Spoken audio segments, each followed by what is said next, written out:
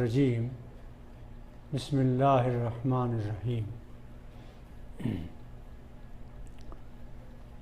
आज इंशाअल्लाह हम सूरह अल-क़ारिया पढ़ेंगे। इसमें कुल 11 आयतें हैं और बहुत छोटी छोटी मुख्तसर आयतें हैं और मक्के में इब्तिदाई अदवार में जो सूरतें नाज़िल हुई हैं उनकी खूबी यही है कि उसमें बहुत जामे छोटी छोटी आयतें हैं, बड़े गहरे मफ़हूम हैं उसमें। अल-क़ारिया ये एक आयत है। क्या है बड़ा हादसा, बहुत बड़ा हादसा। क़ारिया कहते हैं किसी चीज़ के ठोकने को, बजाने को, खटखटाने को। फ़र्ज़ कीजिए आप रात में आराम से सोए हुए हों और कोई ख़बर ना हो, आपको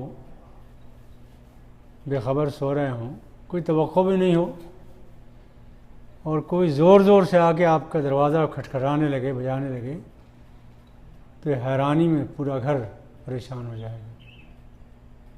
इसलिए कि अचानक ये कौन आ गया। ठीक इसी तरह हम अचानक सो रहे होंगे क़ब्रों में और यकायक कोई आवाज़ उठेगी, कोई हादसा होगा, कोई दस्तक देगा दरवाज़े पर और सारे इंसान परेशान हो जाएंगे। तो क़ारिया नाम है क़यामत का और सारे बिगाड़, तमाम फसादात, तमाम तबाहियाँ, जुल्म व सितम इसीलिए है दुनिया में कि क़ारिया याद नहीं रहा इंसान को, आखिरत याद नहीं रही। कुरान ने क़ारिया और आखिरत के नाम बहुत रखे हैं, तकरीबन 30-35 नाम हैं आखिरत के कुरान में। गाशिया, हाक़ा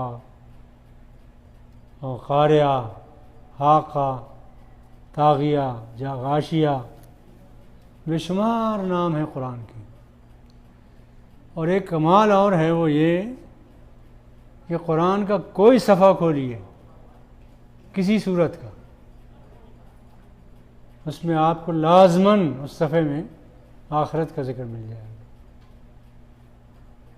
इस कदर ज़िक्र किया है कुरान ने आखिरत का। इसके बावजूद इंसान उससे गाफिल है। और इससे ज़्यादा ज़िक्र किया है कुरान ने शिर्क की ख़राबी का। कोई सफ़ा ऐसा नहीं है जिसमें 2-3 बार ज़िक्र ना आ गया हो, मगर इससे भी इंसान नहीं बचता, न इससे बचता है न इससे बचता है। हालांकि ताकीद और ज़िक्र इतना है और सारे पैगंबर इसी को याद दिलाने के लिए आए, सारी किताबें इसी को याद दिलाने के लिए आईं, मगर इंसान इसको। तो अल-क़ारिया के माना है खटखटाने वाला एक बड़ा हादसा, बहुत बड़ी दस्तक, बहुत बड़ा हादसा। चुनांचे काफिरों के बारे में कहा गया कि हर वक्त हादसे की जद में रहते हैं और कोई ना कोई हादसा आता रहता है इन पर।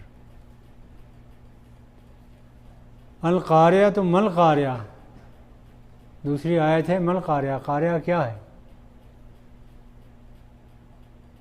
यानी तुमने कभी गौर क्यों नहीं किया, सोचा क्यों नहीं कि क़ारिया है। क्या है क़ारिया? बताया कि तुम इतने गबी हो और इतने नासमझ हो कि एक चीज़ जिसकी फ़िक्र 24 घंटे रहना चाहिए, जिसका गम और जिसकी फ़िक्र, जिसका ध्यान हर वक्त रहना चाहिए, तुम्हारे हवास ऐसे मुख्तल हो गए हैं और तुम इतने बेहिस हो गए हो। मा अदरा का मल क़ारिया, तुम्हें क्या खबर कि क़ारिया क्या है। तुम्हारे हवास कहाँ जा रहे हैं इस तरफ सोचने के लिए कि कारिया क्या है, आखिरत क्या है। तुम्हारे हवास ख़त्म हो गए, बेहिस हो गए हो, सोचने समझने की सलाहियतें कुंद हो गई हैं। इतना नहीं जानते हो कि अल्लाह ने इतनी बड़ी दुनिया पैदा की है, तुम्हें पैदा किया है, तो तुम जो कुछ करते हो कभी ये सोचा है कि मैं ये काम ये करूं, बस वैसे ही कर रहा हूं? जो करते हो नतीजा देखना चाहते हो। होता है ना, कोई इंसान ऐसा काम नहीं करता जिसका वो नतीजा नहीं देखना चाहता हो। हद ये है कि किसी से मजाक भी करता है तो ये चाहता है कि उसकी तौहीन हो या तज़लील हो या वह हंसे और मैं शरीक हो जाऊँ, उसमें खुशी हो जाए मुझे। कोई काम बेमकसद नहीं करता। तो तुम्हारा हाल तो ये है कि तुम कोई काम बेमकसद नहीं करते और हम इतनी बड़ी कायनात बनाएंगे वो बेमकसद होगी, उसका कोई अंजाम नहीं होगा। उसमें लोग जुल्म करेंगे, जुल्म पर जुल्म करेंगे, कत्ले आम करेंगे और उनसे पूछा नहीं जाएगा किसी दिन। उसमें लोग सताए जाएंगे, दबाए जाएंगे, मारे जाएंगे, उनका कोई फरियाद नहीं होगी। मा अदराक मल कारिया, ये 3 आयतें तो हैं इस मंज़र को पेश करने के लिए। और ये मंज़र जो है इसके बाद फरमाया कि ये जब कारिया आएगा और दस्तक होगी या चीख उठेगी या ज़लज़ला आएगा, जो भी उसकी अलामतें कुरान ने बयान की हैं, ज़लज़ला भी होगा, एक चीख भी होगी, एक हैबतनाक आवाज़ भी होगी। और ज़लज़ले से पहले भी आवाज़ होती है एक, जिसे तमाम जानवर चरिंद परिंद जानते हैं और वो उसका पता लगा लेते हैं। वो किसी तरफ भागना शुरू करते हैं, बचने की कोशिश करते हैं, इंसान को उसका पता नहीं चलता। यौम यकून अन्नासु कल फराशिल मफसूस, ये उस दिन होगा जब इंसान बिखरे हुए होंगे इस तरह जैसे किसी शमा पर पतंगे आते हैं, बेचैन, बेकरार, मदहवास, और कोई उनका साथी नहीं होता। हर एक अलग अलग परेशान है, अलग अलग परिंदा, हर वही जो कीड़े होते हैं पतंगे, हर एक अलग अलग होता है। इस तरह क़यामत में तुम भी अलग अलग नफसी नफसी का आलम होगा, एक एक नफ्स अलग अलग होगा, मुंतशिर होगा, भागे चले जा रहे होंगे हश्र के मैदान की तरफ। न कोई जथा होगा, न कोई माँ बाप होंगे, न बहन भाई होंगे, न दोस्त अहबाब होंगे, न कोई जमात होगी, न गिरोह होगा, कुछ भी नहीं होगा। अकेले अकेले होगे, अपनी अपनी पड़ी होगी सबको। इतना ही नहीं बल्कि जिन बड़े बड़े महलों में, किलों में, महफूज मकानों में तुम रहते थे, बनाए थे, उनका तो कोई जिक्र ही नहीं है। यकूनुन्नासु कल फराशिल मबसूस व तकूनुल जिबालु कलहनिल मनफूश, तुम्हारे घर, तुम्हारे किले क्या बचेंगे? ये बड़े बड़े पहाड़, आसमान से बातें करने वाले पहाड़, लंबे लंबे पहाड़, ये रुई की, धुनी हुई रुई की तरह, धुनी हुई रुई जो रंगीन हो उसकी तरह ये उड़े उड़े फिरेंगे। तो कोई हिफाजत गाह तो क्या होगी? पहाड़ ही नहीं होंगे, यही उड़े उड़े फिरेंगे। इस मंज़र को कुरान ने जगह जगह बयान किया है। और ये पहला सूर होगा जो फूंका जाएगा, तो ये कैफियत इस पूरी कायनात की होगी। और कल मैंने अर्ज़ किया था कि सारे इंसान अपनी दुनिया में मशगूल होंगे और इस तरह का ज़लज़ला, इस तरह की चीख आएगी। तो हदीस में है कि कोई कपड़ा बेच रहा होगा, कोई ऊँट को पानी पिला रहा होगा, कोई सौदा कर रहा होगा किसी से, कोई दूध के ले जा रहा होगा, कोई निवाला खा रहा होगा दस्तरखान पर बैठा, उसे निवाला तक नसीब नहीं होगा, इसे दूध नसीब नहीं होगा। हैबत सवार हो जाएगी सब पर, तबाही आ जाएगी पूरी कायनात में।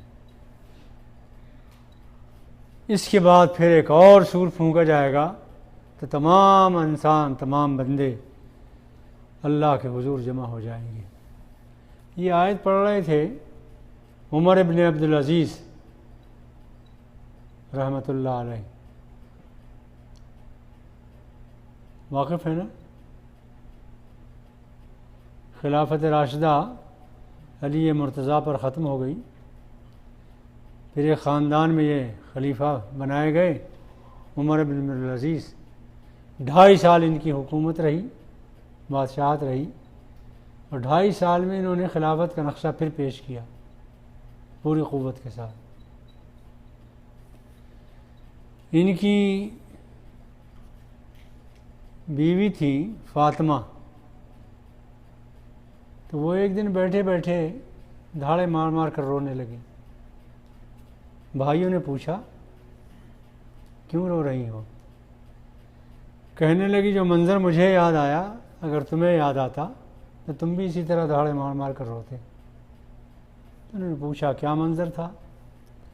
कहा एक रात मैं सो रही थी, उमर इब्न अब्दुल अज़ीज़ उठे और वो नमाज में कुरान पढ़ रहे थे। जब यह आयत उन्होंने पढ़ी यौम यक़ूमुन नासु कल फ़राशिल मबसूस, जिस दिन के तमाम इंसान परेशान परिंदों की तरह होंगे, ये आयत पढ़ी, एक चीख मारी और धड़ से ज़मीन पर गिर पड़े। मैं समझी गए बेहोश हो गए, देखा मैंने बेहोश थे।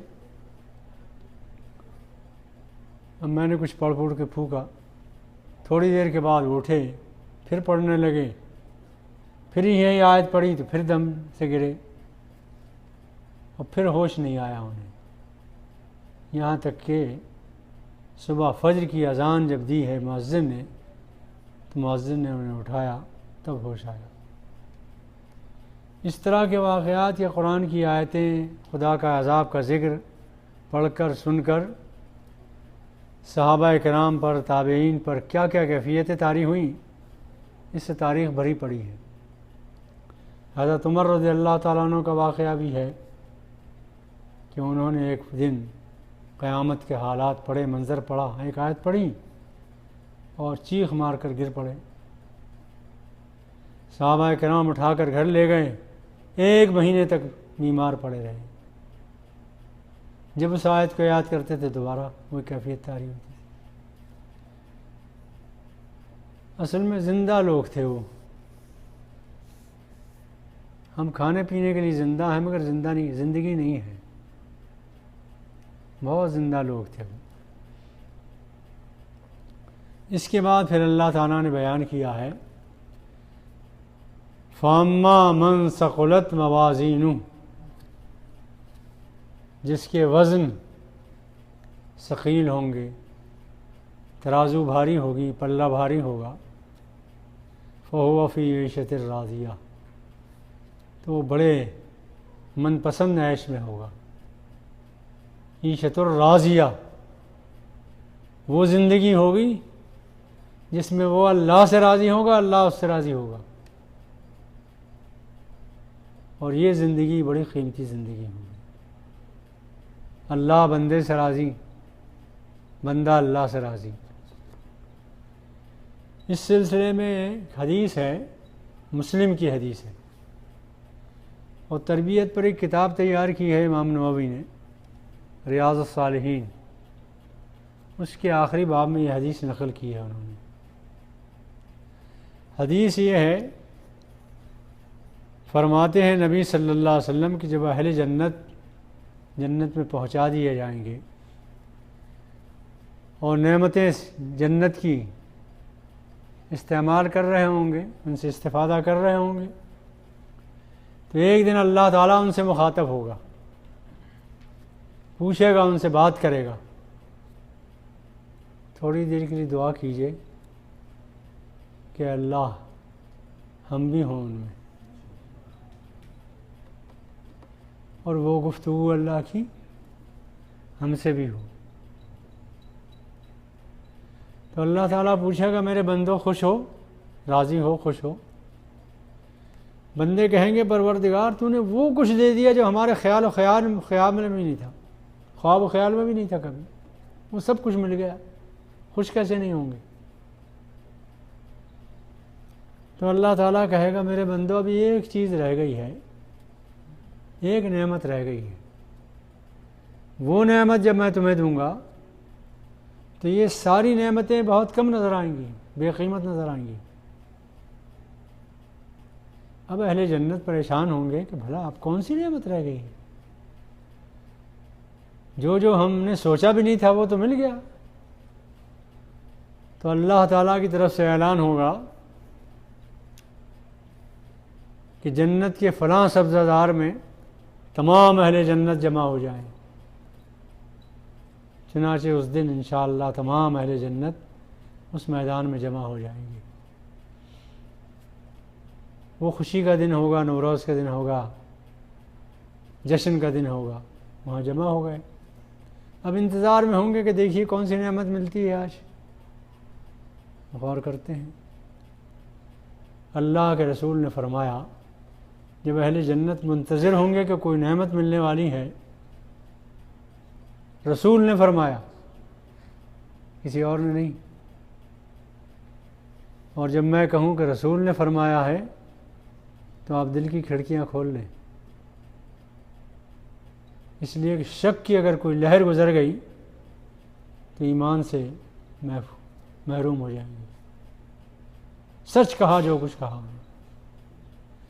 फरमाया रसूलुल्लाह सल्लल्लाहु अलैहि वसल्लम ने कि अहले जन्नत इंतज़ार होंगे कि अब कोई नेमत मिलने वाली है कि इसी दौरान अल्लाह ताला उन्हें अपना दीदार कराएगा। और ये वो नेमत होगी कि तमाम नेमतें इंसान को हेच नज़र आएंगी। फिर अल्लाह ताला पूछेगा मेरे बंदो राज़ी हो, ईशतुर राज़िया, राज़ी हो? बंदे कहेंगे परवरदिगार हम राज़ी हैं। ये कहने वालों में हम भी हों। अल्लाह ताला जवाब में कहेगा मेरे बंदो तुम राज़ी हो तो मैं भी तुमसे राज़ी हूँ और अब कभी भी तुमसे नाराज़ नहीं हूँगा। आप सोचिए कि जन्नत में अल्लाह की ज़ुबान से ये कलमा सुनने को मिले कि अब मैं कभी नाराज़ नहीं हूँगा। इसके लिए अगर ज़िंदगी उसकी राह में लगा दें तो घाटे का सौदा तो नहीं है, नफ़े का सौदा है। तो जिसकी मीज़ान में वज़न ज़्यादा होगा, अब ये मीज़ान वज़न कैसे होगा इस पर बड़ी गुफ्तगू की है मुहद्दिसीन ने, हमारे मतलब की नहीं है। वो अल्लाह जानता है कैसे वज़न करेगा। यानी कहना यह है कि इंसान का अमल उसका वज़न कैसे होगा। यानी वो तो कोई जौहरी चीज़ नहीं है कि मादी चीज़ नहीं है, कोई लोहा नहीं है, मिट्टी नहीं है कि उसका वज़न कर लिया जाए। आपने रोज़ा रखा है, इसका वज़न कैसे होगा। तो बात यह है कि ये आयत समझ में आई उमर फ़ारूक की भी, जब साइंस नहीं थी, टेक्नोलॉजी नहीं थी इतनी, उनकी समझ में उनके लिहाज से आई, आपकी समझ में आपके लिहाज से आएगी, आपके बाद के ज़माने में उस लिहाज से आएगी। तो आज तो हमारे सामने बुखार भी तोला जा रहा है, गर्मी भी तोली जा रही है, इतने डिग्री है, हर चीज़ तोली जा रही है। ये हवा भी तोली जा रही है, कितनी हवा है। आप भरवाते हैं ना, वो टायर में हवा भरवाते हैं तो कहते हैं इतनी डाल दो, 38 डाल दो, 35 डाल दो, हर चीज़ तोली जा रही है। मगर बहरहाल इस पर हमें गुफ्तगू नहीं करनी चाहिए, ये अल्लाह जानता है कैसे तोलेंगे।